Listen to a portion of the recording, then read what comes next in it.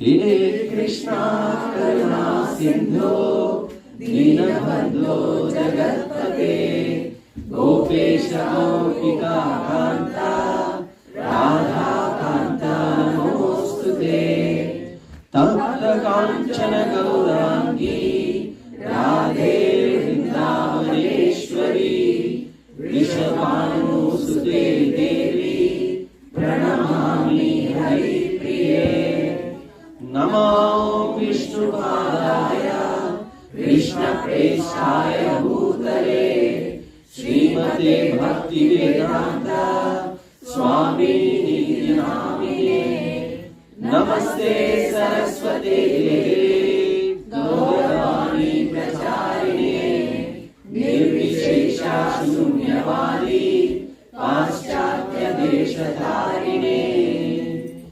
वाञ्छाकल्पतरुभ्यश्च कृपा सिन्धुभ्य एव च पतितानां पावनेभ्यो वैष्णवेभ्यो नमो नमः जय श्री कृष्ण चैतन्य प्रभु नित्यानंद श्री अद्वैत गदाधर श्रीवासादि गौर भक्तवृंद हरे कृष्णा कृष्णा कृष्णा हरे हरे हरे राम राम राम हरे हरे मूकं करोति वाचालं पंगुं लङ्घयते गिरिं यत्कृपातमहं वन्दे श्रीगुरुं।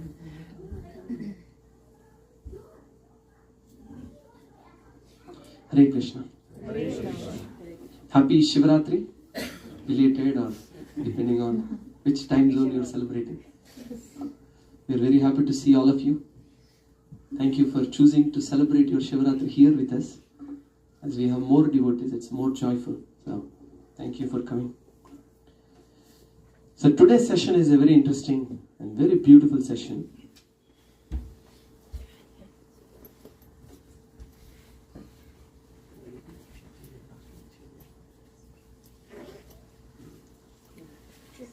We're going to today discuss about the glories of Lord Shiva. Who is he? What is his speciality? And some of the very common questions many people have. What is the connection between Lord Shiva and Vishnu? Who is the Supreme? And we will also hear many pastimes. I hope, I don't know how long the time will allow us here today. Let our consciousness be cleared of any doubts and confusions we may have in our lives, so that on the path of spiritual life, in the path of devotional life, we may advance rapidly with great conviction. And let us also offer a prayer to absorb, get more mercy and blessings from Lord Shiva, especially on this particular special day. Hare Krishna.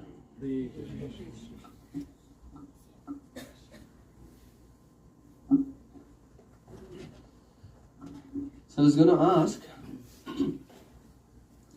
then maybe some of you can comment, why do we celebrate festivals? Any festival for that matter, but why do we celebrate festivals? I think we have a second mic somewhere. Okay. You can raise a hand and then we'll get you mic. You had a comment, Kishorji? No? Okay.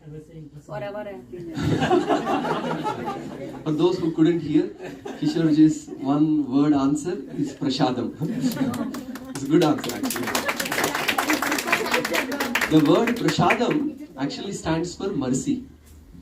So, of course, for Kali Yuga people like us, we can see mercy in food.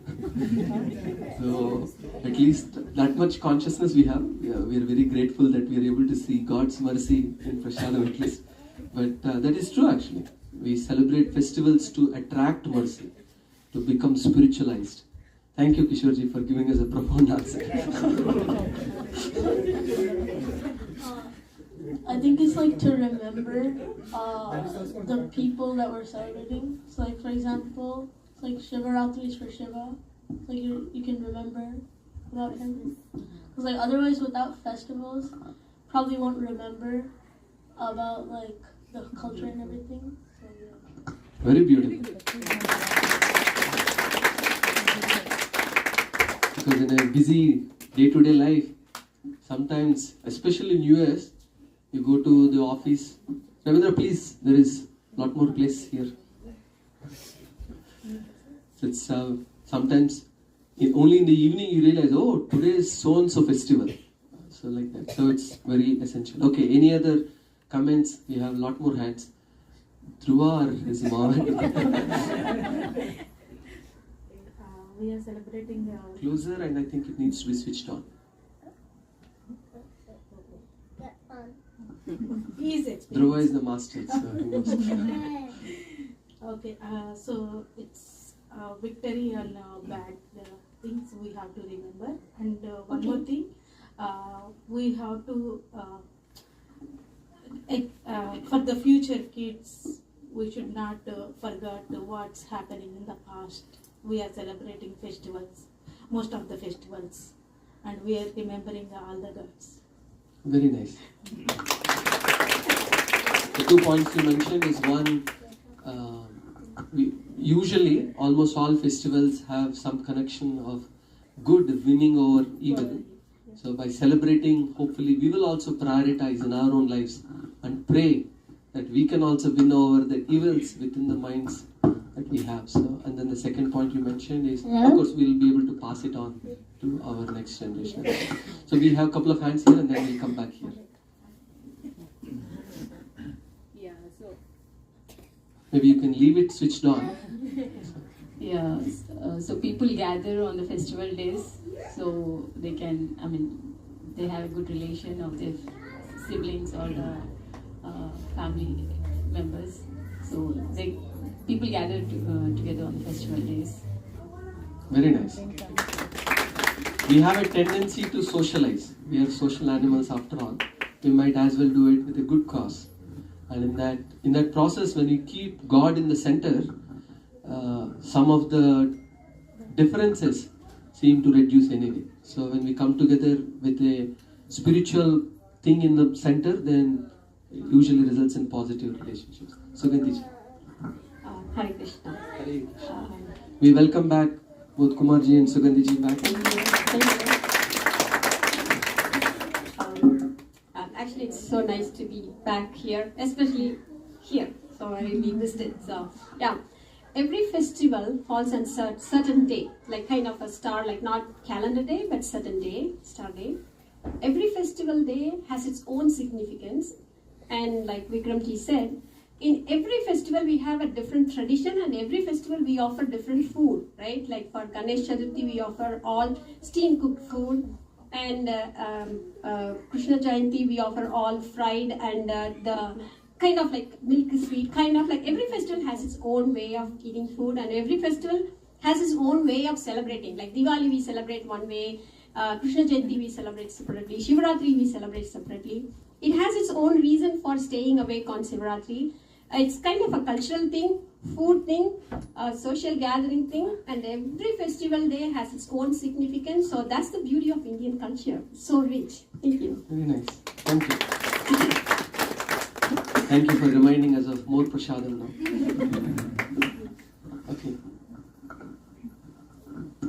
Mayuri ji has a comment. I think with every festival we get to do some rituals, and not only brings the discipline, like waking up early, doing some rituals, and also like in terms of bringing in high vibrations, like positive vibrations across the family, and also the social gathering, you know, and also bringing in the kind of culture and awareness for kids and future generations. Yeah. Very nice. Thank you. So today we will. Mohanji. I think also because the festival falls on auspicious days, so festival falls usually on auspicious days, so, and it's also good to do more austerity, more religious, more spiritual work on an auspicious day. Very nice. Thank you. It is mentioned that human birth is meant for austerities. Actually, only in human birth can we do austerities. So I remember our temple president Vaishishya Prabhu, he says, my wealth is my austerity. So the more, because through austerities we can actually gain sense control. And when we have the senses under our control instead of the opposite, instead of we being under the control of the senses, then we tend to use whatever resources we have for the benefit of the world, for our own benefit, for the benefit of the world as well. So yeah, good connection. We'll take one final one, then we'll move on with the session as well. Actually, this I didn't realize people have. Why do we celebrate? Good, I'm happy though. So again, what I'm going to tell you is not my own. I learned or heard from elders in various forms. So the example that I can quote is like we can try to light a stick with various methods, and we can try to do it every day, and that will take a certain process on any given day. But on the day of festivals, I'm just giving a simile. So on the day of festivals, the light is already ready. You just go and put the stick in that, and it will light very quickly, very easily. So the effort that you put in your celebrations, or the rituals that you perform, or the japa that you perform, will have a profound impact than on any other day. Because the atmosphere is already surcharged with spiritual energy, it becomes easy. Thank you. Thank you.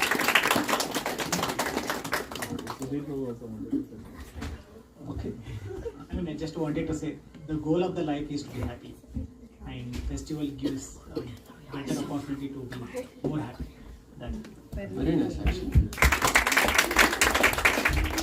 Of course, there are many ways to be happy, but if we can choose the sattvic way of being happy, we will be happy and others will also be happy. Tamasic ways, usually you think you are happy, but we are miserable. Tamasic way of happiness. And others are also miserable because of whatever we do. Rajasic way of happiness, we think we are happy and we may be happy in the beginning, like eating gulab jamun, but eventually we become so yeah, we might as well celebrate. Okay, so this is the first question we're going to address today. Who is Lord Shiva? And here is one beautiful verse from Brahma Samhita. Brahma Samhita is a collection of verses written by Lord Brahma, the first created being within this universe. We will probably have another session dedicated for how was the material universe created. Did Vishnu come from Krishna? Krishna come from Vishnu? We hear also, if you heard some of the previous sessions, there is something called Mahavishnu, there is Garbhodakshaya Vishnu, there is Kshiradakshaya Vishnu, and then there are so many other expansions of Vishnus, and so many expansions of other personalities also. Today we decided it will be too much to cover. So Brahma, he is the one who has seen from the top. He is the most intelligent being in this universe. Most intelligent. More intelligent than Elon Musk, as an example. So he is telling in Brahma Samhita is a collection of verses. Almost all verses of the Brahma Samhita end with this last line. Govindamadi Purusham Tamaham Bhajami. So in that, he is writing this verse. Please kindly repeat after me. Kshiram yata dadi vikara vishesha yogat. Kshiram yata dadi vikara vishesha yogat. Sanjayate nahi tata pritagasti heto. Sanjayate nahi tata pritagasti heto. Yah sambhutamapi tata samupaiti karya. Yah sambhutamapi tata samupaiti karya. Govindamadi Purusham Tamaham Bhajami. Govindamadi Purusham Tamaham Bhajami. Lord Shiva is considered to be milk, dadi. Huh? I was thinking, that's the whole discussion today is about this, how he is actually different from milk. Yogurt is nothing but transformed milk. Nevertheless, yogurt cannot be accepted as milk. Similarly, Lord Shiva holds almost the powers of Lord Vishnu, and he is also above the qualities of the living entity. But he is not exactly like Vishnu. Just as yogurt, although transformed milk, is not exactly like milk. So this verse is telling two things actually. It's very difficult to wrap our head around. The first thing it is saying is, just as yogurt, constitutionally, it is also milk only. So similarly, Lord Shiva is also Vishnu only. But just as yogurt is not milk, Shiva is also not Vishnu. Very interesting. So if you are not confused, if you are confused, maybe the next one will help you. Sharad, can you please read this? Please pay attention and please read slowly, and hopefully this will clarify how they are same and at the same time different. Lord Vishnu is always unattached to material activities, and when material activities are to be performed, Lord Vishnu performs them through Lord Shiva. Lord Shiva is therefore worshipped on the level of Lord Vishnu. When Lord Vishnu is untouched by the external energy, he is Lord Vishnu. But when he is in touch with the external energy, he appears in his feature as Lord Shiva. So we will have this philosophical discussion for a few more minutes, so don't worry. If you are thinking, why do I need these complexities? It's not for you. There are others who probably are more intrigued by the many thousands of years of debates between Shivites and Vaishnavas. So these are very important philosophical points to understand. Usually, we should keep our faith in Shastras. So, just because I like Hanuman, I shouldn't think Hanuman is the supreme. There is one very beautiful pastime of Ramanujacharya, and there is one king, Chola king. He was a Shivite. He is a worshipper of Lord Shiva. When Ramanujacharya started preaching Vaishnavism, his conclusions were so clear that everybody became a devotee of Lord Vishnu. So, this king, he became envious and he invited Ramanujacharya for a debate. But at the back of his mind, he was thinking, most likely I won't be able to convince Ramanujacharya. And after all, I'm just a king. He was able to convince the entire world. So he was thinking, we will have a debate, but if we lose, using force, we will put a knife on his neck, we will make him accept Shiva as the supreme.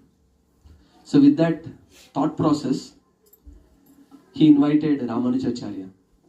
So when his soldiers went to convey this message to Ramanujacharya, his disciple, Kuresh, somehow came to know of the king's evil plan, and he said, Guru Maharaj, you please don't go.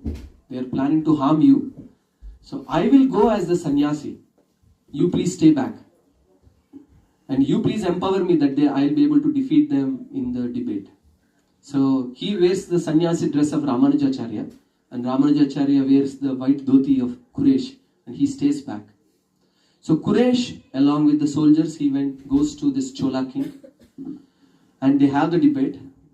and very easily Quraysh defeats them through the philosophical discussion. Again, when people have philosophical discussion in the past, they usually have it based on Shastra. It's not, they don't say, according to me, today morning when I woke up, I had this feeling or I had this dream. Those are not accepted.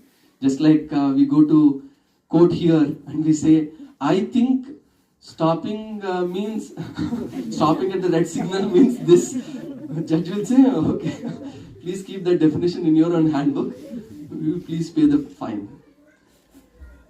So the king, as usual, he said, no, so I'm not going to accept. Shiva is the supreme. The king, our spiritual master, he says, his understanding that Shiva is the supreme is not based on his devotion to Shiva. Actually, that king, his false ego was so much, he was thinking, I worship this personality, because I worship this personality, because I am such a great personality, because I worship Shiva, Shiva must be the supreme personality of Godhead. So that is his conception. So by force he wanted to pluck out the eyes of Ramanujacharya, but Quraysh in this case. And they actually put the iron rods in Quraysh eyes and they drop him in a forest for him to die. But by Krishna's mercy, anyway, he reaches Ramanujacharya and he narrates the entire story. Because of his misdeeds, the king meets an untimely death and he leaves the body. That's a very long story, and Ramanujacharya again anyway gets Quraysh eyes back. The moral of the story that we are trying to convey is 2 points. One is, we shouldn't think the personality that I am worshipping must be great because I am worshipping. We should be open enough to hear from what the Shastra are saying. So because Shastra, I mean, if you think about it, it's so wonderful that Vedavyasa is the only author of all the Shastra, at least most of the things that we deal with. So there is no confusion. Oh, this person wrote like this person wrote like this. Who is right? If it is written by the same person, and he says, okay, of all the Shastras, this is the highest. If there is any conflict, please accept this Shastra as the ultimate conclusion. If Vedavyasa said like this, then we can say, all right, I have no issues with that. So, Srimad Bhagavatam, which is where this quote is taken from, is the Amala Puran. Amal Puran means a Puran that has no mistakes whatsoever. And it is perfect in all respects. It is the scripture that's written by Vedavyasa in his spiritual maturity. There is so much that can be spoken about Srimad Bhagavatam. So in this context it is mentioned that external energy as in the material world. So when the Supreme Lord Krishna, he wants to do something in this material world, he comes as Shiva. That's what this verse is saying. So they are same, but at the same time they are different also. Okay. As I promised, only few more, actually just one more, and then we will conclude. So, broadly, again, these are, philosophically, these are very deep topics. Some of you who may have some interest may disagree with this categorization. There is a lot more to it, but broadly, for simplification, there are 3 tattvas, 3 types of living entities, you can say. 3 types of entities. One is Vishnu tattva. We try to give few examples here, like Krishna, Vishnu, Rama, Varahadev, like all incarnations of Vishnu come under this category. Same with Radharani, Lakshmiji, Sita, all of them also come under Vishnu Shakti tattva, but broadly we can say like that. The second tattva is Rudra tattva. Lord Shiva is in his own category. And third one is Jiva tattva. Did you know that Brahma is a post, just like Prime Minister, President is a post? Did you know that? Who knew that Brahma was a post? Few of you know. So, same with Indra also. Did you know that Indra was also a post? It's not that Indra is the same personality. So just as we have elections every 4 years, Of course, the time scale is slightly different. 74 times 74 Chatur Yugas, so very long time, but they don't have to worry about elections for. So Brahma, Ganesha, Indra, and all of us, the trees, the ants, all of us belong to this category, Jiva Tattva. You and I can also become Brahma. Do you know how?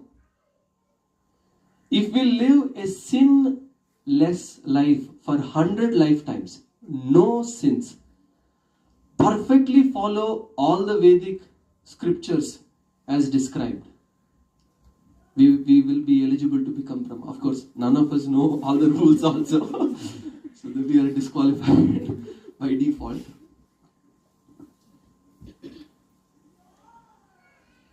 So once Prabhupada, one devotee was asking Prabhupada, what do you think? Shiva is great or Vishnu is great? Prabhupada looked at him and he said, all of you are fighting. Who is the supreme? Shiva is supreme, Shiva is great, or Vishnu is great? But they are nicely worshipping each other and glorifying each other. So we see in this picture here on the left hand side that Lord Shiva, actually in many places it is mentioned Rama, but actually it specifically he is meditating on Sankarshan, which is a very specific expansion of Krishna. So Lord Shiva is always meditating on Sankarshan. And then on the right hand side we see the picture of Lord Sri Ram worshipping Lord Shiva during Ramasetu building. But of course there is one difference though. The Lord loves to worship his devotees. The Lord loves to, just as few weeks ago we were discussing about how Krishna worships Sudama. Because this is unimaginable for us.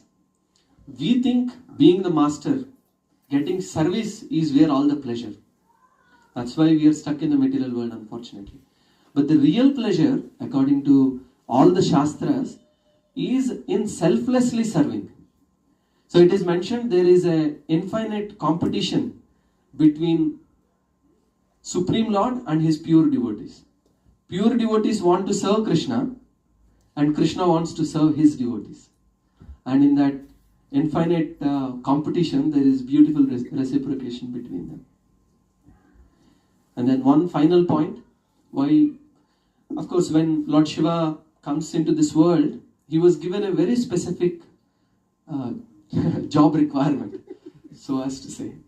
So he was told, of course, because living entities can be in different modes.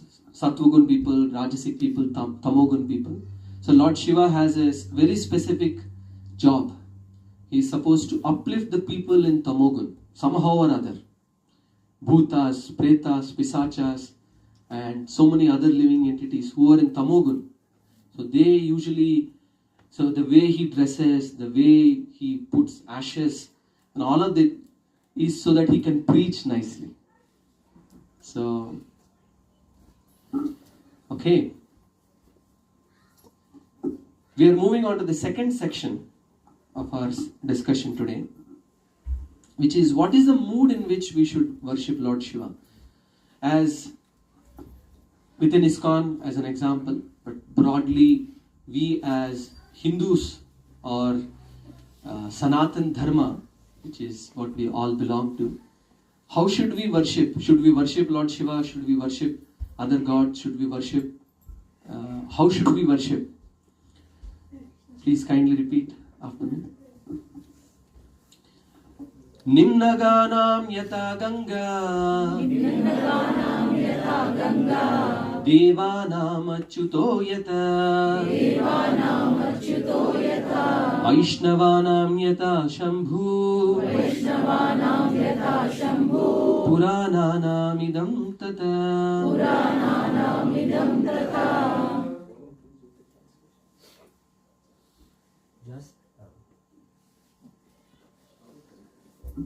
Just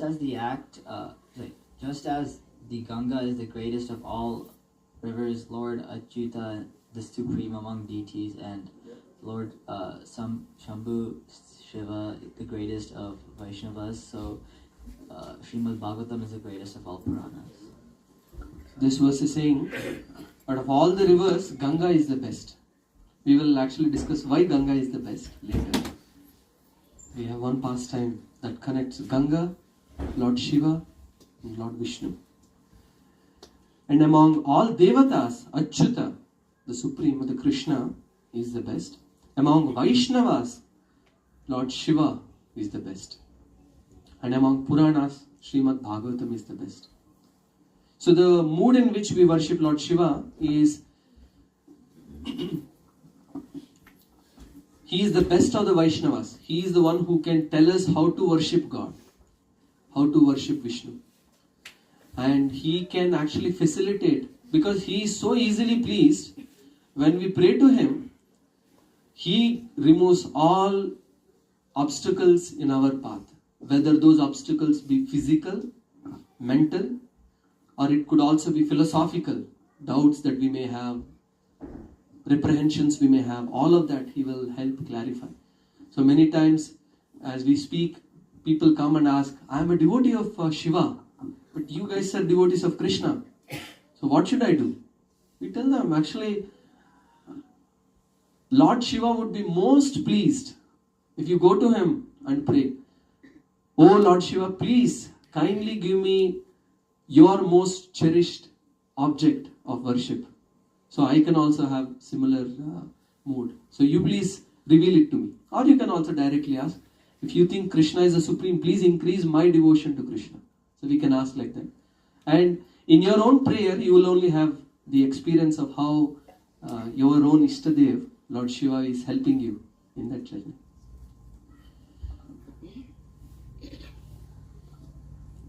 In Srimad Bhagavatam, in the second canto, there is a description of how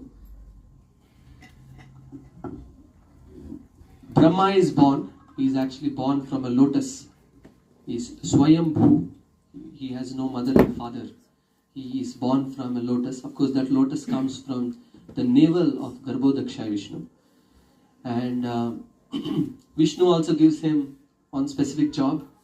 He says, please create this world so that people who want to enjoy can try their best to enjoy, and eventually be frustrated and go back to the spiritual world. So Brahma then creates 4 sons, 4 Manasaputras out of his own mind. He is able to create 4 Kumaras. And he asks them, sons, now it is your turn. Please progenate this universe, create living entities, and so they can try to enjoy and fulfill their desires. The 4 Kumaras, they say, my dear father, this is one request, one demand from parents that we are allowed to say no to according to Shastra. If a parent say you get married, you can actually say no, we would prefer to remain brahmacharis. No live-in relationships, but only brahmacharis. Some of the older kids, they might be misunderstanding this, so thought I'll clarify. So the 4 Kumaras decided that we will remain brahmacharis. So Lord Brahma became angry actually. Said, Arey. But then he controlled his anger. But as he was controlling his anger, one personality appeared from between his eyebrows. And that personality started crying very violently. You see this bluish boy? Because he was crying so much, Srimad Bhagavatam says that he is called Rudra.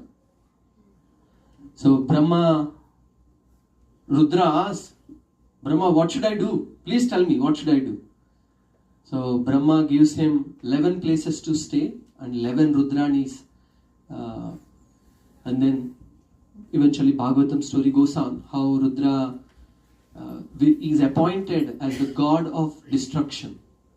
In our tradition, this multi-universe concept, what is the beginning of the universe, what is the end of it, is all connected. The end, the destruction of it is connected to Lord Shiva. He is the one who takes care of destruction. So that is how Lord Shiva appeared in this world. Okay, next we have come to the stories land. So hopefully you will relish some of the glories of Lord Shiva as we discuss here. So the first quality we picked is his detachment. So once after Lord Shiva and Parvati got married, so Mother Parvati asked, everybody who is worshipping you, you are giving them big palaces and so much wealth. We don't have anything, we are just living under this banyan tree. Can you please create some palace for us? Lord Shiva said, yeah, sure. And out of his mystic potency, he created a flying palace.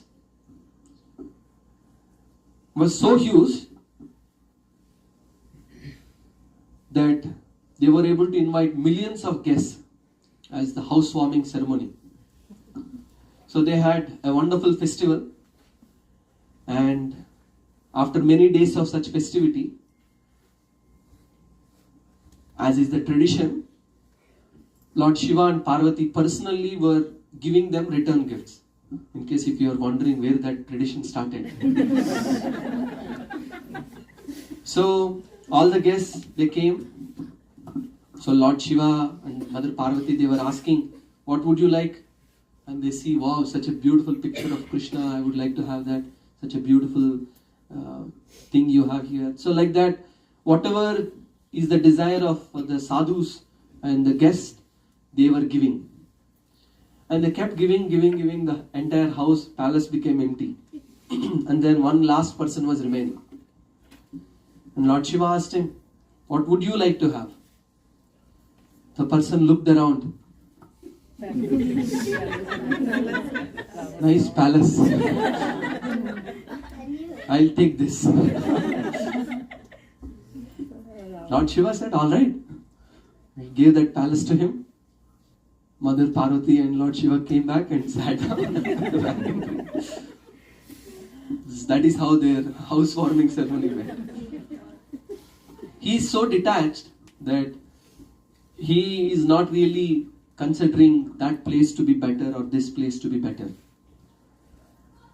Externally, at least for external considerations, he is very detached in that sense. Of course, there are many beautiful pastimes.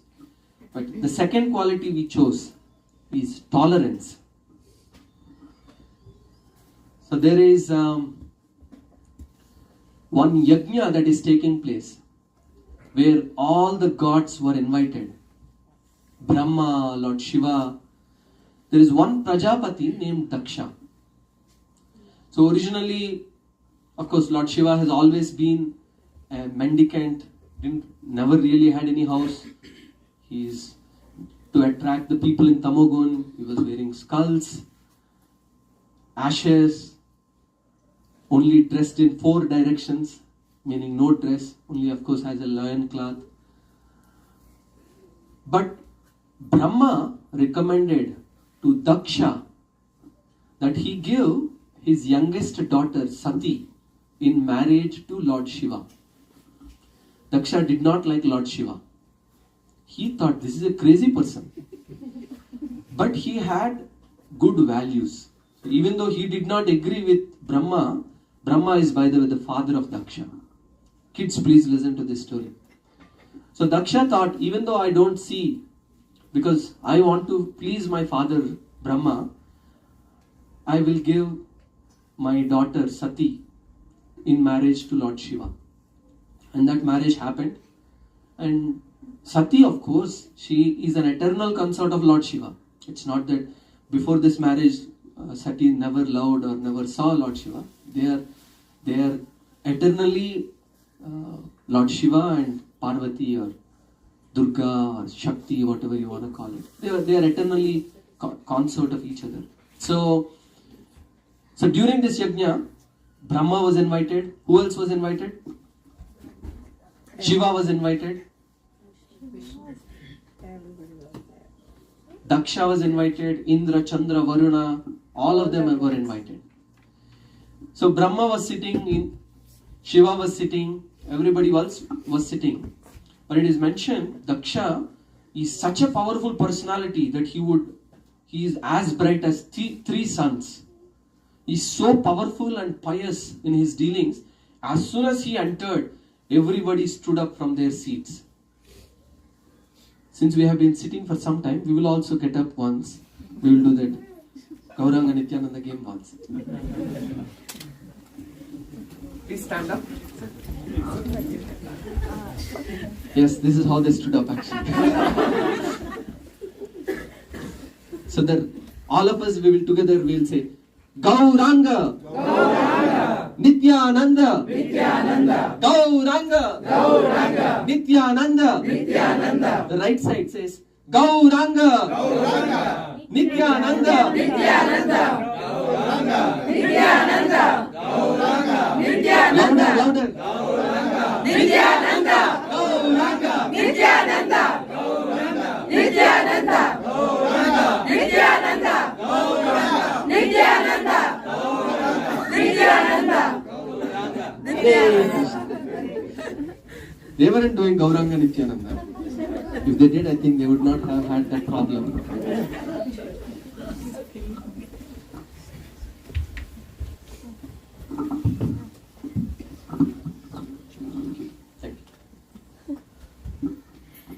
So as Daksha came, two personalities did not get up.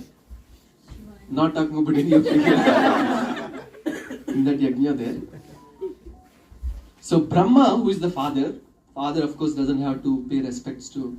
But Brahma, after seeing Daksha, he offered, hey Daksha, how are you doing? Like that. So he asked. But Lord Shiva is the second personality. It is mentioned Lord Shiva was deep in meditation, as I was mentioning, on Sankarshan, on the Supreme Lord, that he, of course, completely forgot the external things that are going on in that Sabha. He did not even notice Daksha coming, everybody getting up. He was just deeply meditating, even though with his eyes open. Many of us have this mystic power. Eyes open, but like fish.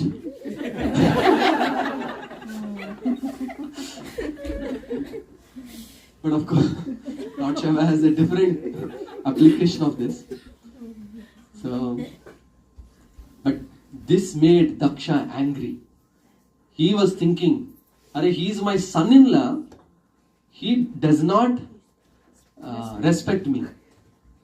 He becomes angry. And then he actually, Srimad Bhagavatam 4th canto gives a beautiful detailed description of this entire thing, which we will not go into. But Daksha then criticizes Lord Shiva and he curses Lord Shiva.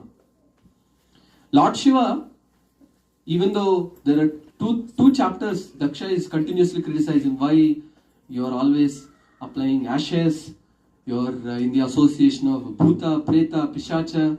All the troubles are because of you only. You give boons to all fools and they come and torture the world.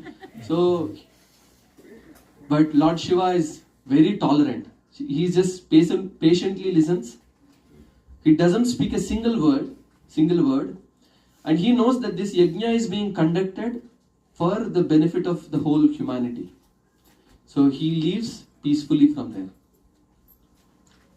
And we will continue this story later on, and it has a connection to Mahashivaratri. But that's how Lord Shiva is tolerant, even though he is criticized. Can any of us imagine? Especially, Lord Shiva is not a jiva like Daksha also. And spiritually also, let's say somebody is a jiva, but he is spiritually elevated. So Shiva is both spiritually elevated.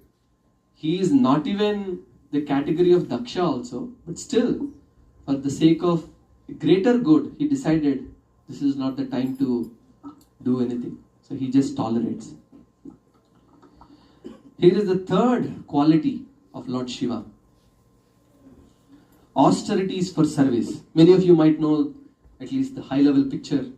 What picture do kids see here? We will ask her. What do you see here? Do you know what is this story? No. Can you tell me what do you see in this picture? I see a mountain. Mountain? And like many. A big snake with many hoods? Yeah. And then people pulling its tail? Yeah. Playing with it, I suppose? Yeah. And then I see somebody like drinking something. Somebody is drinking something. That's good. She gets to the point. And then you see something here. What is this, you think? Tortoise. So once Devatas, after being cursed by Durvasa Muni, they lose all the strength. So they go to Vishnu, and Vishnu suggests that you do Samudra Manthan.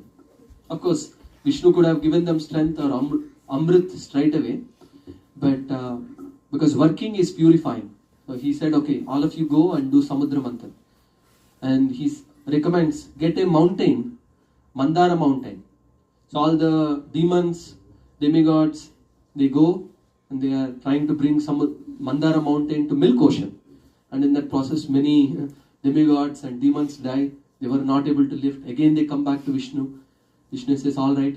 He brings his Uber, Garuda. And along Garuda and Vishnu bring the Mandara mountain, puts it in the Milk Ocean. And he suggests bring Vasuki as the churning rope. And they start churning. And then they say the Mandara mountain is going down. Then Vishnu says, all right, I'll come as Matsya. Not Matsya, Kurma. So he comes as the tortoise incarnation. And then they have this stability, but they don't have horizontal stability. So then he actually appears as a 1,000-handed personality and sits on top of the mountain. And then after doing all of this, they start the churning. And then poison comes. The first thing we see is actually very instructive. In any endeavors in our own life, when we start, sometimes we see not so positive results. So then you should know you are doing something right. People start reading Bhagavad Gita, and instead of receiving encouragement, people, already you start reading Bhagavad Gita. Why hurry? Why hurry for hurry? So then you know you're doing something right. Okay. Then they again go to Vishnu. Vishnu says, I am done. I am doing everything. Of course, this is Vishnu's way of glorifying Lord Shiva. He says, you go to that personality, Lord Shiva. He'll help you. Lord Shiva immediately comes, knowing that this is being done for Loka Kalyan. And he gathers the poison that came is so powerful, just breathing it, not touching, drinking, just breathing it, living entities were dying. It was so powerful. So he condensed all of that into the palm of his hand, and then he brings it. Of course, very detailed story how it gets stored in his kanta. So that's how he receives the name Neela Kanta or Kala Kanta. So,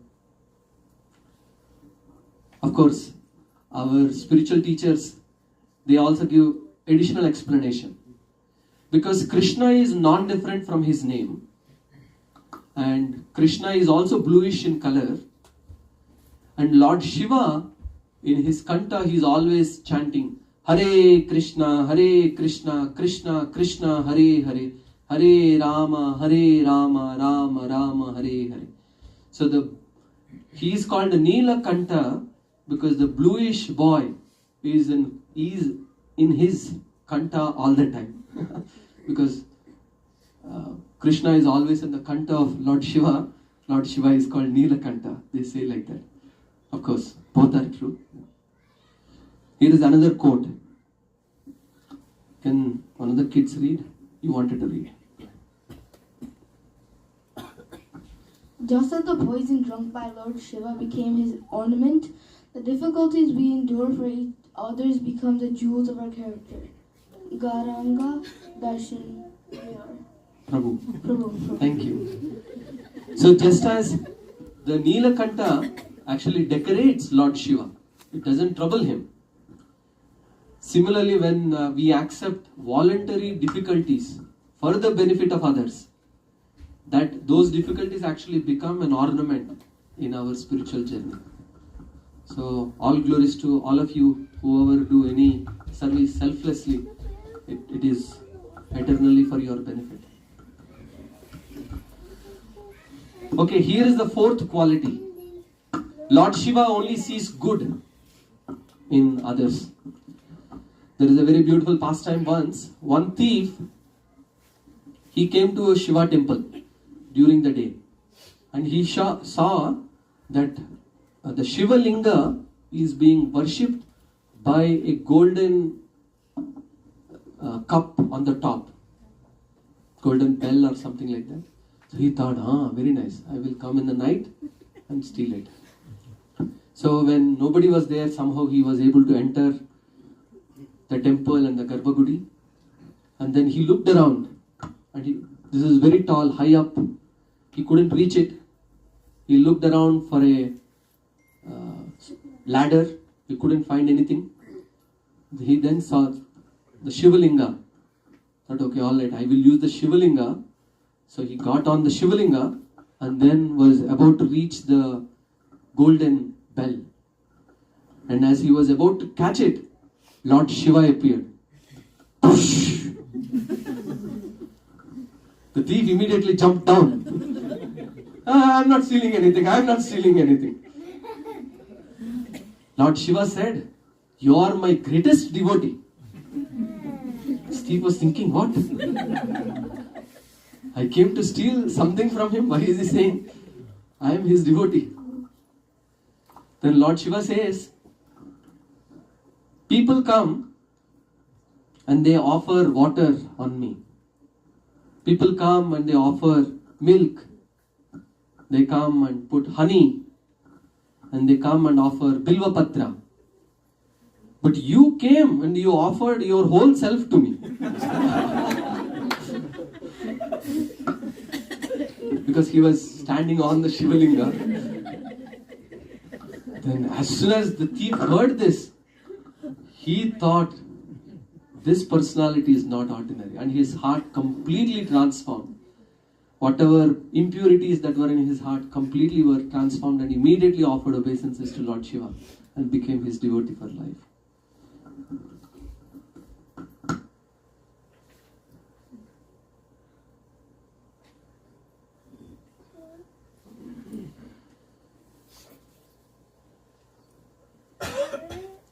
So we want to narrate, before we narrate about this, why do we celebrate Shivaratri? Of course, everybody probably knows. This is the day where Lord Shiva got married to Parvati. But then as we were discussing, Lord Shiva was already married to Sati, who is also basically same as Parvati. But after the story of how Lord Shiva was criticized and cursed, Lord Shiva goes.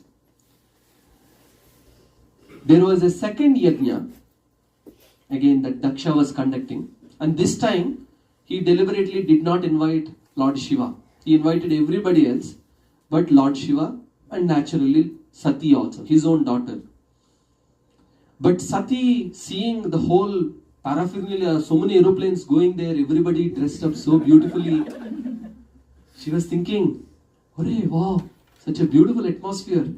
I also want to." She goes and begs Lord Shiva, "My sisters are coming, my mother's sisters are coming, everybody is going. So to go to a father's house, you don't need an invite. Please, let us go." Of course, Lord Shiva he knows past, future, present. He says, "No, we shouldn't go to a house who is envious of us. Because it will be harmful for them. If they, in that envy, anger, they say something, unfortunately it is not good for them." So Lord Shiva says, no, we should not go. But Sati, she ignores the suggestion of Lord Shiva and she anyway goes. And then Lord Shiva sends his party, Nandishwar and everybody else as a support with her.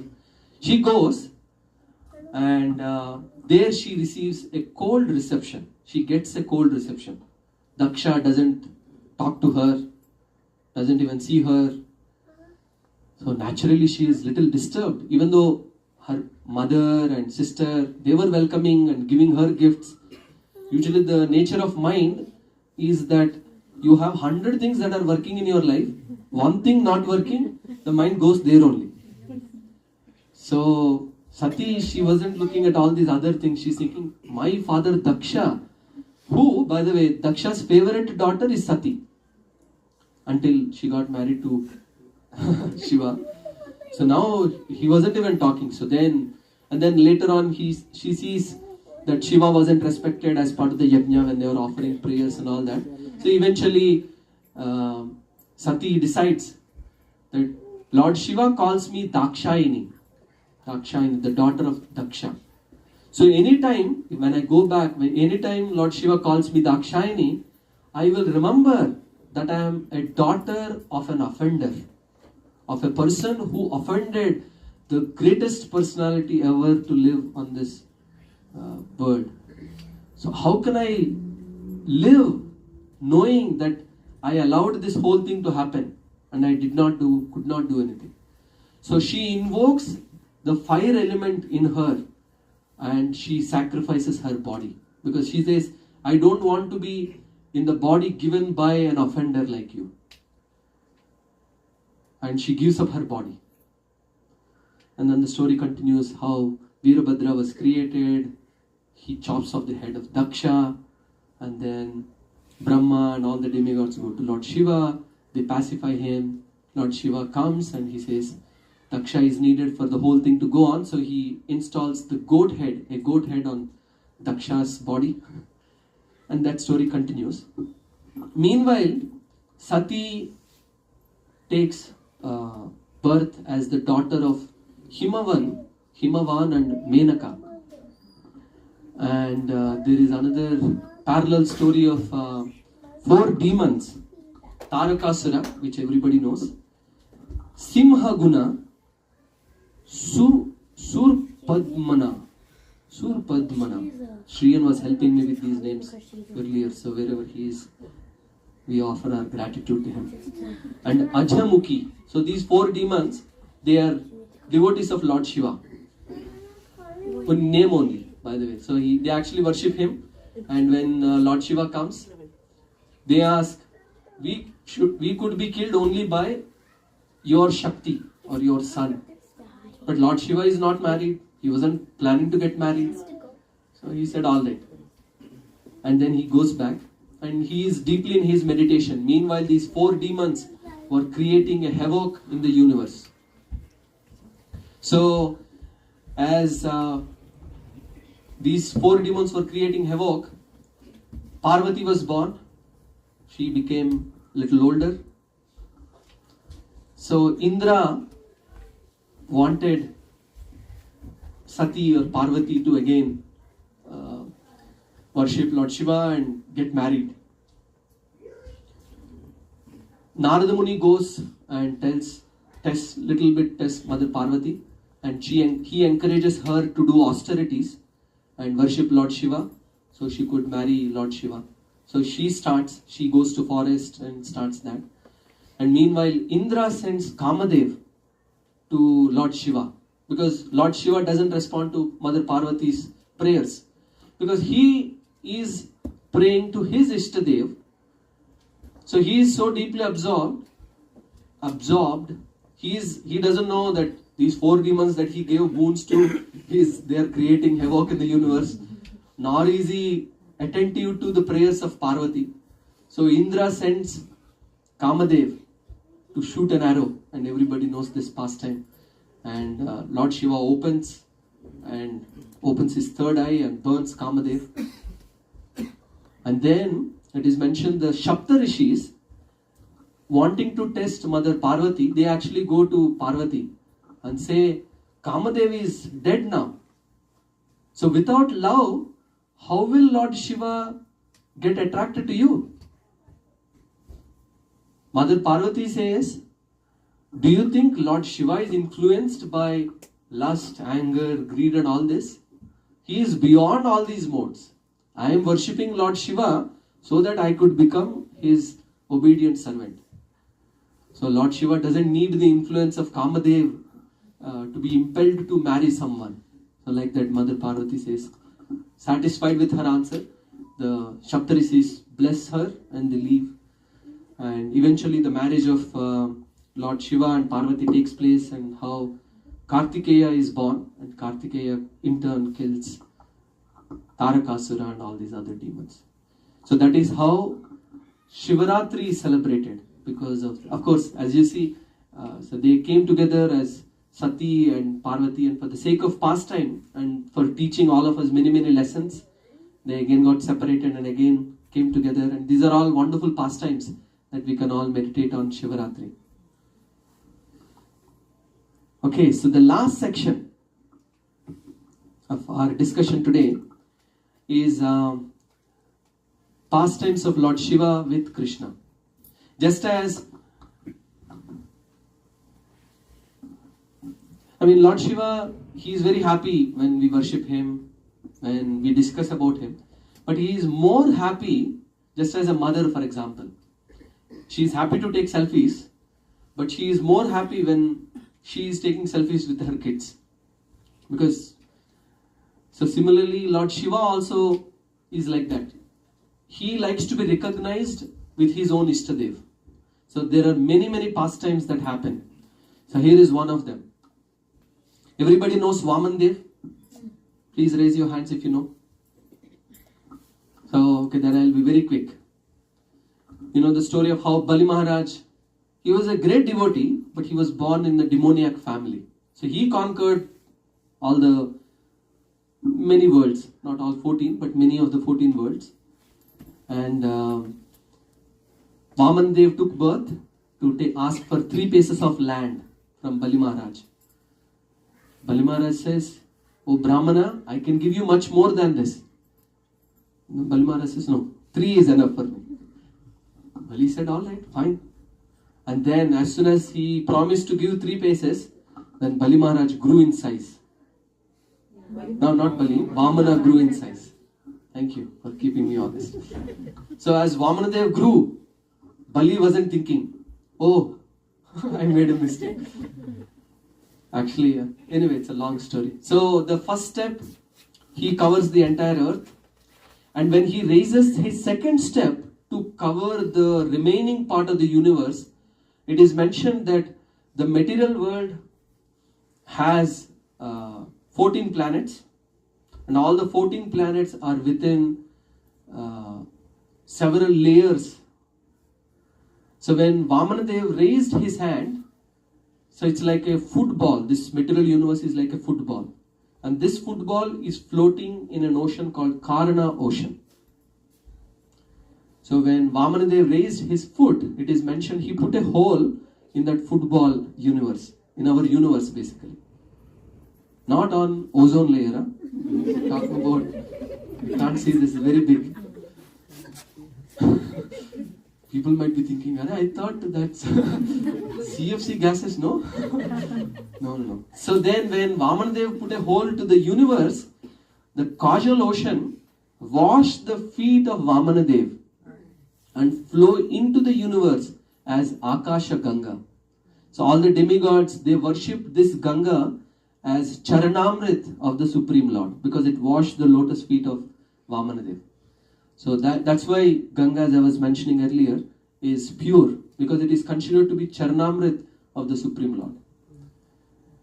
So now, of course, now you know the connection of Vamanadev and Lord Shiva. As you know, the story of how Anshuman and Bhagirath, they wanted to bring Ganges, which is available in the heavenly planets as Akasha Ganga, to planet Earth to purify and all their predecessors. But then Ganga says, "I flow with such ferocious force. If I come down, I'll probably put a hole through earth." So then they approach Lord Shiva, and happily Lord Shiva accepts this service, knowing that this is the Charanamrit of Lord, the Supreme Lord. And he happily takes the Ganga and then slows it down, and that's how Ganga flows. So this is the first pastime connecting Vishnu and Krishna. I hope Vishnu and Lord Shiva. Here is another one. Everybody knows Vrikasur, Bhashmasur, right? So this is a very simple pastime. How Vrikasur is a very demoniac personality. He is worshipping Lord Shiva, and he puts a fire. His worship is tamasic. Please do not imitate. He chops off his hands, legs, all bodily parts, and he is worshipping. Lord Shiva, come! I am worshipping you. And then Lord Shiva doesn't come. Eventually he said, if you don't come, I am going to chop off my head and offer it to you. Then Lord Shiva appears and he said, what type of ghor tapas is this? Anyway, I came. What do you want? So Vrikasur, he asked, I want a boon that whomever I put my hand on should be burnt and become ashes. Lord Shiva said, what type of destructive boon is this? Anyway, he couldn't convince, so he gives that boon to Lord Shiva gives that boon to Vrikasur. Vrikasur then starts chasing Lord Shiva, as you all know. His thought process is, it is actually mentioned, Mother Parvati is the most beautiful woman in the universe. So his thought process, here is again, one type of devotees of Lord Shiva. This Vrikasur is thinking, I will kill Lord Shiva and marry Mother Parvati. This is the degraded condition of some of these souls. Unbelievable. Anyway, of course, it is mentioned, Lord Shiva's 3 eyes are like sun, moon and fire. So Lord Shiva, nothing can actually harm him. But for the sake of glorifying Lord Vishnu, Lord Shiva starts running as if in fear. And then eventually, there are 2 versions of this story. So one version says, one Brahmana came, Krishna came as a Brahmana boy, and he stops this Vrikasur. And he asks, hey Vrikasur, what are you doing? He says, Lord Shiva gave me this boon. So I wanted to test this boon on Lord Shiva. And this Brahmana boy laughs at Vrikasur. He says, you believe in Lord Shiva? So that is like Chinese products only. It doesn't work most of the time. You trust Lord Shiva? It doesn't work. If you want, you can try on yourself only. He goes, oh, really? Doesn't work? Okay, let me try. Of course, Lord Vishnu bewilders and he puts on his own head and gets burned. Another story we hear is Lord Vishnu came as a woman, and allured by the beauty, he loses the intelligence. And again, same thing, during a dance, he makes her put. Either way, the moral of the story is, again, through this pastime, again, as I said, Lord Shiva, insignificant fire. He destroys all the universes just by dancing. Can he not take fire? He can easily manage that. But again, these are all beautiful pastimes of these personalities wanting to show how other personalities are great.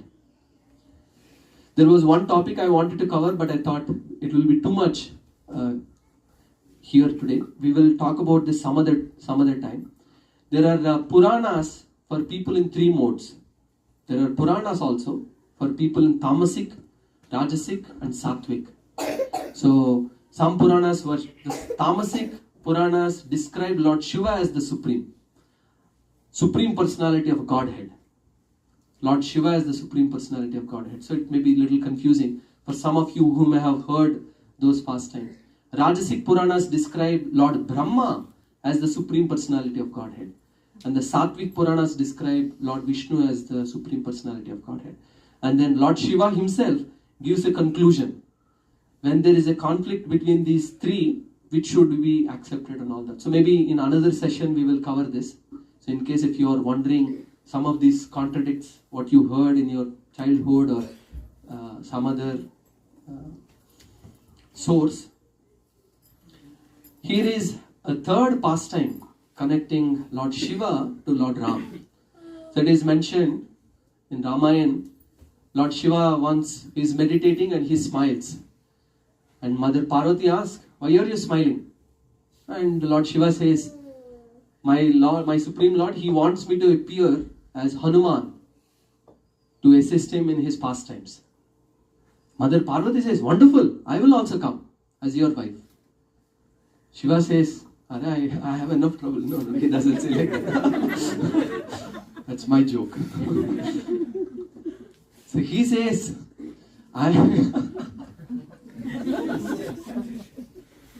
in this incarnation I am a brahmachari.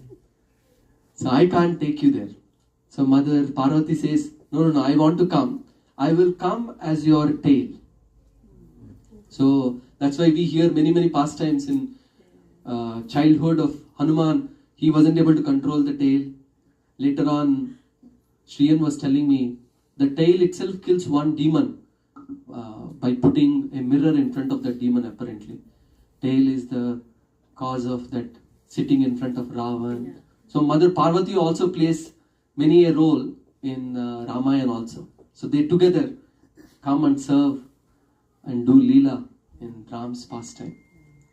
There is another pastime of how Mother Parvati once asked Lord Shiva, Vishnu Sahasranam, 1,000 names. I have to do so many other things. I don't have name. Can you help me? And this is what the famous verse many of us have heard. Shri Rama Rama Rameti Rame Rame Manorame Sahasranama Tattulyam Rama Rama Rame. Can someone read? We will give any kids here? No? If you can see, is this visible for you? Can you read only the English? This is Mother Parvati asking and this is Lord Shiva replying. You can read this one and then this one. Can you tell me the easiest way to recite these 1,000 names of Lord Vishnu, which has been recited by scholars regularly? Lord Shiva replies to Parvati as follows. O charmer of my mind, reciting Sri Rama Rama Rama with faith. Everybody say please, Rama Rama Rama. We have all chanted Vishnu Sahasranam now. With faith is equal to reciting all 1,000 names of Lord Vishnu. Thus concludes Om Solutions.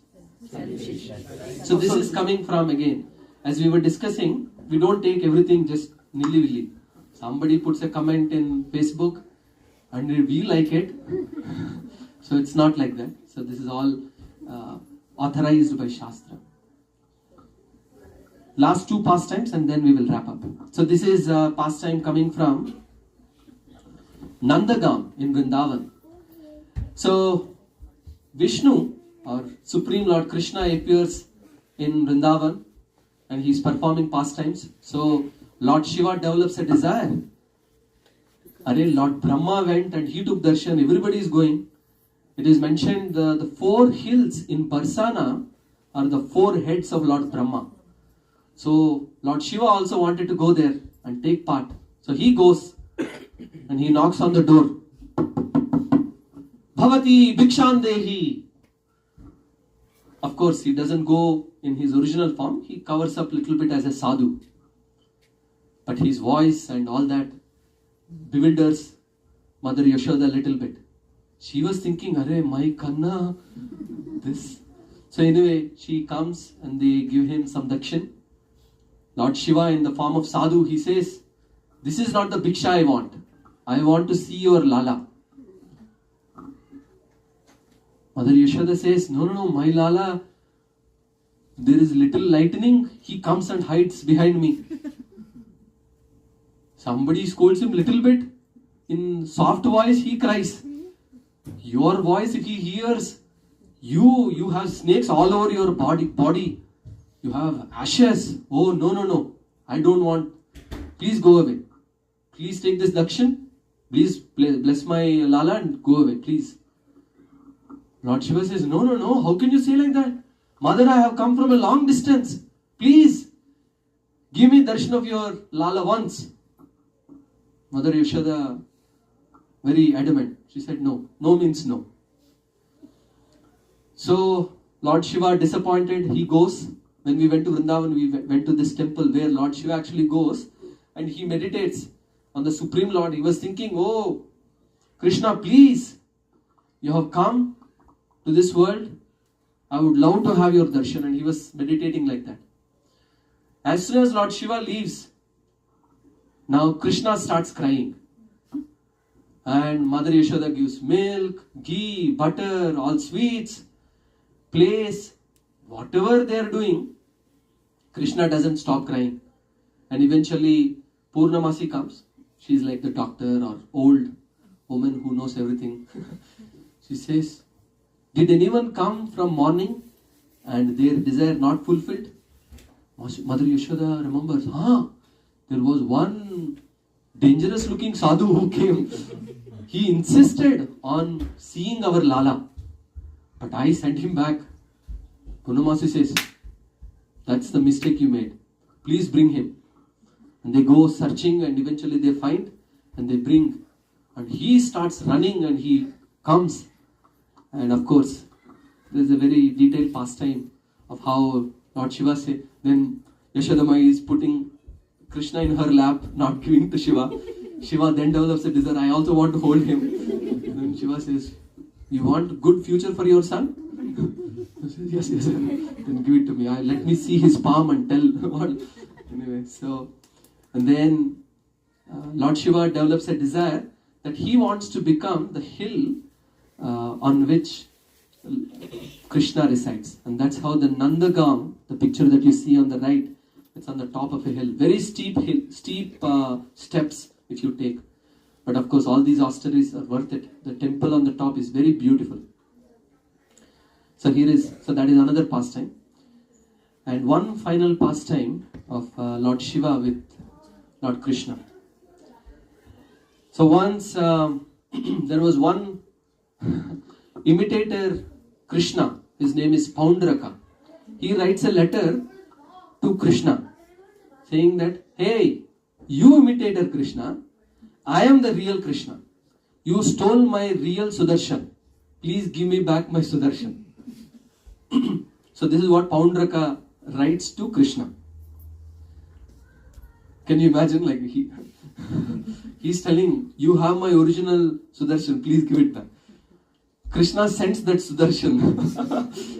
It goes, chops off the head of Paundraka and comes back. Very simple story, done. But the Paundrak has a friend who is the king of Kashi.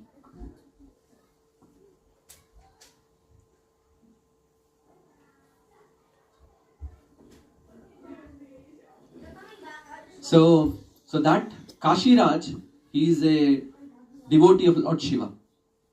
He worships him, and eventually Lord Shiva comes and he says, one personality killed my friend, I'm going to wage a war against him and I want your support. Lord Shiva promises, alright, I'll give you whatever support you need. And then Lord Shiva finds out later on that it is Krishna. Of course, all these pastimes happen so far as we can discuss and understand. But anyway, Lord Shiva, because of his commitment, he supports this Kashiraj and they fight. So Krishna, same thing. He sends the Sudarshan Chakra, chops off all the heads of Kashiraj, everyone who is supporting him. And Lord Shiva sends Pashupatastra, and both of them fight, gets defeated, and Sudarshan Chakra starts running behind Lord Shiva. Then Lord Shiva knows no other shelter, eventually comes to Krishna and says, my Lord, galti ho gaya, please forgive. Krishna says, what is this? I thought Vaishnavanam Yata Shambho. You are the greatest of my devotees. What did you do? And Shiva says, I don't know what I was thinking.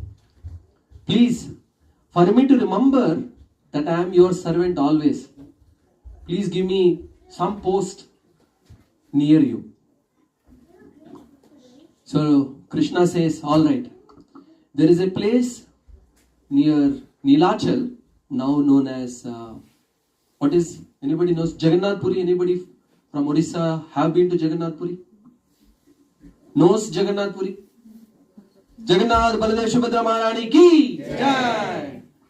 So Lord Krishna says, next to Jagannath Puri, there is a place called Bhuvaneshwar, Eka Kamravan. So he says, you go there and you be the Dham Palak. Anybody who wants to enter Jagannath Puri should go through you, should come through you. And similarly in Vrindavan also we have many such places. Gopishwar Mahadev is another place in Vrindavan. If you want to go take darshan of Krishna, first you're supposed to take blessings from Gopishwar Mahadev. Similarly, Chakaleshwar Mahadev. So you see the picture on the left is Lord Shiva. Again, these are very detailed, esoteric pastimes. How Lord Shiva becomes a gopi. So this is in the form of Gopi, Gopishwar Mahadev. And the second picture is Chakaleshwar Mahadev. This is another pastime, beautiful pastime here. Sanatan Goswami, 500 years ago, is a disciple of Chaitanya Mahaprabhu. We say Jai Shri Krishna Chaitanya, right? So he used to reside in Chakaleshwar Mahadev, and every night he would stay near the temple. Morning he would write a lot of scriptures like this, commentary. But at night, because he was being disturbed by mosquitoes, he wouldn't have sufficient sleep. So he wasn't able to do his service of writing scriptures. So one day he asked permission from Chakaleshwar Mahadev. Oh Mahadev, what to do? I hear too much disturbance, mosquitoes. I am leaving. Lord Shiva says, no. You stay, I will. So he actually invokes the mosquito demigod. Even today, when you go to Chakaleshwar Mahadev temple, there are no mosquitoes in this temple. You will see right outside the temple wall, all mosquitoes and the small machas will be there. As soon as you enter inside the temple, and you see all the coconut breaking and all that will be there, but no insects inside. So that is Lord Shiva's arrangement so that Sanatan Goswami could continue his service properly. And so Sanatan Goswami stayed there for the rest of, for many more years. And the third picture you see is Lingaraj temple that we had the good fortune of going when we went to Jagannath Puri this year. Very beautiful. So many, we lost count, more than 100 temples are there within Lingaraj temple. So beautiful. So when we go there, of course we pray, oh Lord Shiva, please, I am such a useless fallen soul. I have no strength to walk this path of devotional service. Only by the blessings of some great acharyas, somehow we are attempting. You please kindly help us. We have no knowledge, no realization. You please kindly give us some humility to understand your greatness. So praying like that, we can actually continue our path in our devotional life. Okay, here is one final thought and we will conclude. Lord Shiva guides sincere souls to Krishna. So as we were mentioning, different types of devotees go to Lord Shiva. Some of them even wanting to take his position like that. But whenever he finds sincerity in the prayers of his devotees, he actually guides them intelligently to Krishna. Because that's where he knows the soul will find. Please kindly repeat after me. Aradhananam sarvesham Vishnuradhanam param Tasmat parataram devi Tadiyanam samarchanam.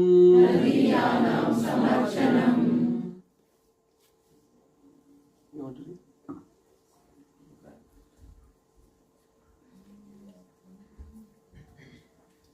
Of all types of worship of Lord Vishnu is best, and better than the worship of Lord Vishnu is the worship of his devotees, the Vaishnava. So this is a question asked in Padma Puran by Parvati to Shiva. So please tell me, so many rules, so many things to worship. Please tell me conclusion. What should I worship? Aradhananam sarvesham, out of all types of worships, Vishnu Aradhanam param, transcendental, the highest. But then Lord Shiva is telling there is something even more higher than that. This is also in part to answer Parvati's question. But I am worshipping you. So Shiva is saying, but there is higher than that is the worship. Tasmat parataram devi. But there is one thing even higher than the worship of the Supreme Lord Vishnu. Can you imagine this? Something higher than worshipping God. And that Lord Shiva says, Tadiyanam samarchanam. Somebody who is devotees of the Lord, worshipping them, helping them, assisting them in their own service to Vishnu, So it is mentioned, devotees don't want to take any service from Krishna. Krishna wants to give service, help them, but devotees don't want to take any help from Krishna. So that's why as soon as somebody comes and he sees they're helping the devotee, Krishna becomes so happy. Hooray, nice. This guy wasn't taking any help from me. I'm glad you are helping him. Like that. So it's a very beautiful verse. This is the shortcut to advance in our devotional life. This is all we are also humbly attempting to do. By helping all of you, by serving all of you, we hope Krishna would be looking at us and saying, all right, yeah, okay, you did good. Pass. Even though no qualification, all right. That day you served. So. And here is one final beautiful pastime. There is one devotee of Lord Shiva. His name is Gopi. This person. He is worshipping Lord Shiva and he said, Lord Shiva, please give me the best thing. So Lord Shiva appears to him and he says, go to Sanatan Goswami in Vrindavan. He has a touchstone. So he comes, he asks, I am devotee of Lord Shiva. Lord Shiva sent me here and he said, there is a touchstone with you. Can you please kindly give me? Sanatan Goswami said, touchstone? Oh, that. You see outside there is a big pile of mess, garbage. It must be somewhere there. So Gopi goes there. He searches the whole pile of garbage and he finds this touchstone. Takes it home. He tries it on a couple of his iron and then all of them turn to gold. That's what touchstone means. And he is very happy. And then one doubt comes to him. If this is really touchstone and this is so valuable, why did Sanatan Goswami left this touchstone in garbage? So he again goes back. And he asks Sanatan Goswami, Oh Mahashaya, I have a doubt. If this touchstone is so powerful, why did you throw it in the trash? Sanatan Goswami said, I'll tell you the answer. But first you must throw this touchstone in the river. So he took the leap of faith and he threw the touchstone and then came back. He said that gold that probably you will be able to have more gold. But to the soul that will not give any happiness. The only happiness that the soul is longing for is pure love. Pure, unalloyed, selfless love. And that you can get only with the Supreme Lord. And only when you have that connection with that Supreme, can you see other living entities as part and parcel of the Supreme. So, Bhakti is the real touchstone. And then of course, the story goes on and how Gopi becomes a devotee. That is the end of our discussion today. Thank you very much for patiently and kindly listening.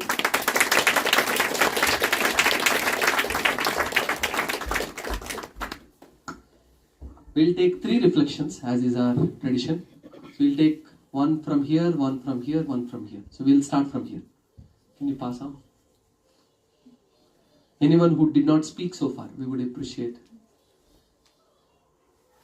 Any story that you heard, anything that you liked?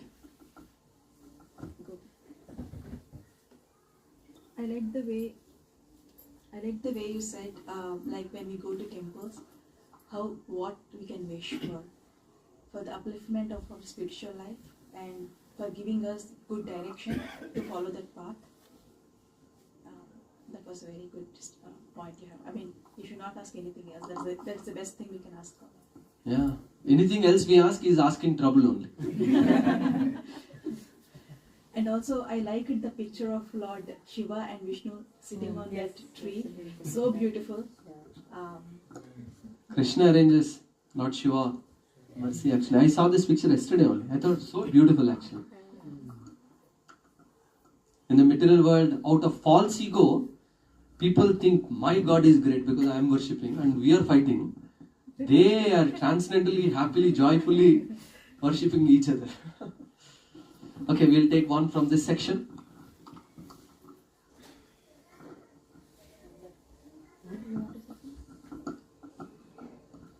You want to say something, please?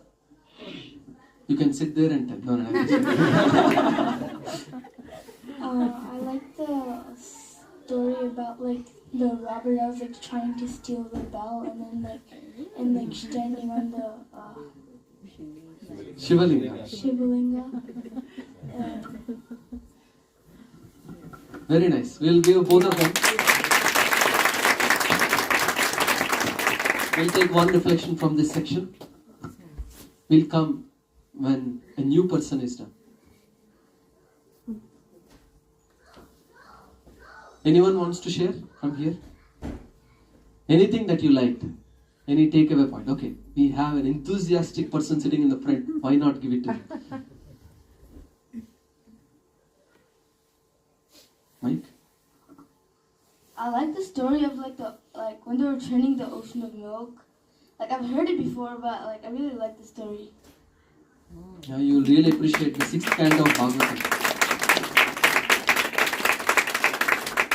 There's so many nitty-gritty details, and so meditating on these details, they're very powerful. They teach us many lessons also. So very nice. Please read the 6th canto, right? If I remember correctly.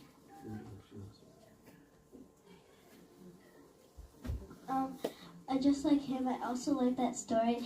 At first, I didn't recognize it, but then after some time, I recognized the story. Samudra Manthan. Nice.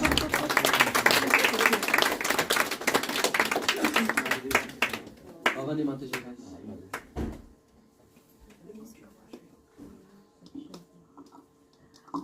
Today, we can't explain one thing. Everything is very important and very interesting. So one thing I really like that Parvati Devi asked Shiva, who is the highest person, that thing is very good. He answered, it's not Parvati Devi. Yeah, this one. Worship of his devotee is the highest. Very beautiful. Thank you. Just like in Samudra Manthan, we picked up the jewels. We got a jewel here because worshipping Lord Shiva is very beneficial. But Lord Shiva, he himself is telling worship of Lord Vishnu is better. But even better than that is the worship of course, there is a certain mood in which we should do. Devotees, unfortunately, because of our lack of Shastric knowledge, sometimes some Babas come and they become, I am God. And that's not the mood. So, we worship pure devotees who don't proclaim themselves as God, but themselves as servants of God. So, very nice. Thank you. Any other final comments? Archana ji. I have one question. Srimad Bhagavad Gita and Srimad Bhagavatam. Is there any difference or what they are exactly? Means both are Srimad Bhagavatam also. Prabhupada has written that or what? So both of them are written by Vedavyas. Mahabharat has Bhagavad Gita, which is only 700 shlokas, 18 chapters. Philosophical, you can say the ABCDs. Prabhupada would call Bhagavad Gita as the ABCD of spiritual knowledge. Just ABCD. It's the preliminary knowledge of the spiritual life. But Srimad Bhagavatam is both preliminary and postgraduate study of spiritual knowledge. It is in the form of stories. Srimad Bhagavatam is 18,000 verses, not 700, but 18,000 verses. Srimad Bhagavatam is also written by Vedavyas. After writing all Puranas, Vedas, Aranyakas, Upanishads, all corollary things, Ardha Shastra, Vastu Shastra, everything that humanity needs to know, after writing all of them, Vedavyas was little disappointed. And then he asked his spiritual master Narada Muni, I gave everything, but why do I have that feeling of dissatisfaction? And then Narada Muni tells, in all the Vedas, in all the other literature, you have encouraged people for worshipping God to get something. you haven't given unadulterated, pure devotional service. So the root cause of your feeling is because you haven't exclusively glorified the Supreme Lord without expecting anything. So Vedavyas then, in his spiritual maturity, writes Srimad Bhagavatam, which is, in Srimad Bhagavatam, basically all the stories we hear are full of this selfless devotional service.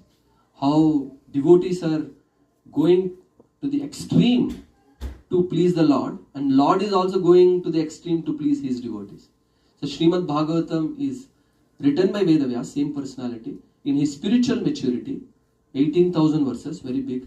If you go to our altar, next to our altar on the top, you will see multiple colored books. Those are printed in 12 cantos, but printed in 18 books, 12 skandhas.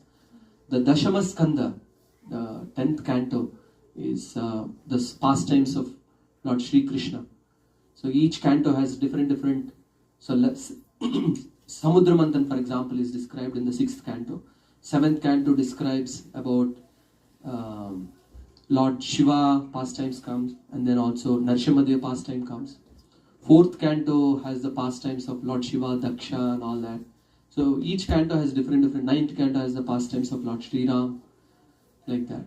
So 11th canto, 12th canto speaks about what will we see in Kali Yuga. So it's like Bhavishya Puran. Like, so Bhavishya, there is a separate Bhavishya Puran, but the summary of that is also given like that. So Srimad Bhagavatam is different from Bhagavad Gita. So it's philosophy explained through stories. So very beautiful book that we should get first into our home, into our life, and have a plan to study also systematically. Very beautiful. Anything else? Yeah. So in that story of Shiva and the thief, I think it was a very beautiful point that every person has some goodness in them. They may not know themselves, and it takes someone else to see it. We have to find that in everyone. So very beautiful, actually. The world actually needs more people. The world has enough people. It actually, our Guru Maharaj, he says, it doesn't take greatness to find faults in others. It doesn't take greatness to find faults in others. Prabhupada is more strong. He says, any fool can find faults in others. He says like that. So it takes greatness to find good. So you see a bee, what is that? Ega, what is ega called in English? Housefly. A fly, you have everything very beautiful. Some very small thing that is little old and little bad smelly thing, leaves every fragrant thing, goes to that rotting thing and sits there. Similarly, the opposite is a bee. Wherever there is honey, whether that flower is in a muddy, stinking place, honeybee knows where to go and it goes to the essence and picks the honey. So similarly, it is mentioned, people in this world, unfortunately, most of us, again conditioned by the environment we are in, we are like that fly. People have good in them. Somehow we find one fault. This one. See, this person doesn't speak this or doesn't do like this, has little pride or whatever. One small thing, we go and sit on it. But it is said we should be like the honeybee. Wherever, even though somebody has filthy things in their minds and very bad qualities, we should try to find one good quality in that and fan that spark so that it may eventually grow and become bigger. So, thank you for pointing that out. Hare Krishna. Any other comments? It's okay. By the way, as the mic is going there, next week we actually have a drama performance by kids. It is never to be missed. It's a very fun drama with a very powerful message. It will be there for maybe 20-30 minutes, and our discussion, our class is going to be on the drama. This is a topic I was supposed to speak 1 month ago. but then because of the drama it kept postponed. So hopefully we will see all of you. Please do come. It will be very powerful. Dramas are. Is it here? It will be here only. And we could rent an auditorium also, but so but yeah. Hare Krishna Prabhu. Since it is Shivratri time, so I just want to tell one thing. I think many of people might know this one. So Vishnu is Alankara Priya and Shiva is Abhishek Priya. And whatever you put on the Shivalinga, be it milk or water or honey, he won't accept. Means it will fall down eventually. Even if we take the same into our life example, like you should live our life as a water drop on the lotus. So even if you put anything on Shivalinga won't take anything. Ultimately it has to fall down, right? So like that you should take that example. Be detached. Yeah. Be of this world but not in the world. Just as a lotus leaf may be in lake but untouched by water. So of course by understanding these principles, by glorifying, appreciating these principles, it is mentioned what we appreciate appreciates in us. So we can hopefully develop detachment.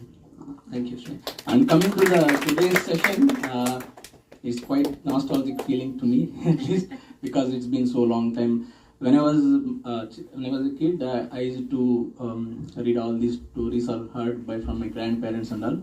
And after a long time, for the whole, this is just completely story time. All the time, 1.5 hours. Thank you for seeing me as your grandmother.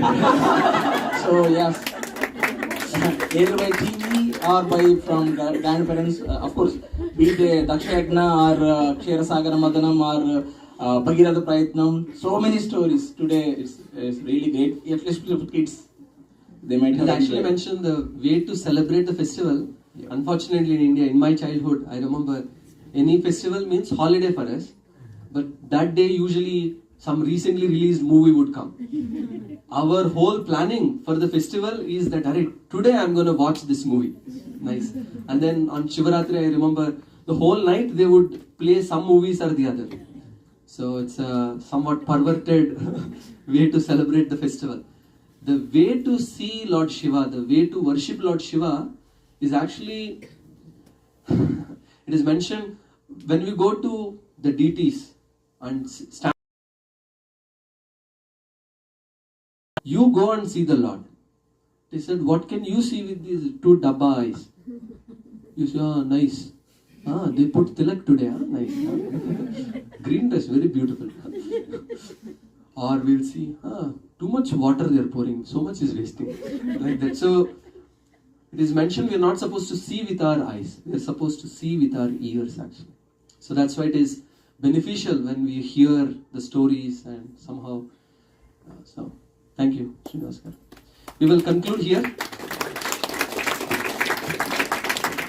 I know all of you have attained detachment, perfected yogis, but I am not at that level. So, I am longing very much to honor prasadam in the form of food, that is. So we will do Krishna Jinka. Hopefully if kids can come, we'll do a short kirtan and enthusiastically we will go to the final leg of the program. Hare Krishna. Thank you very much for patiently listening.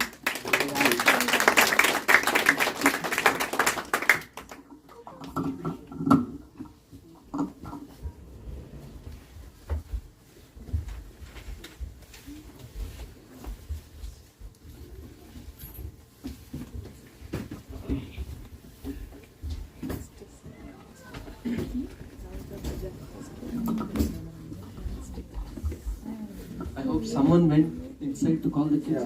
Yeah.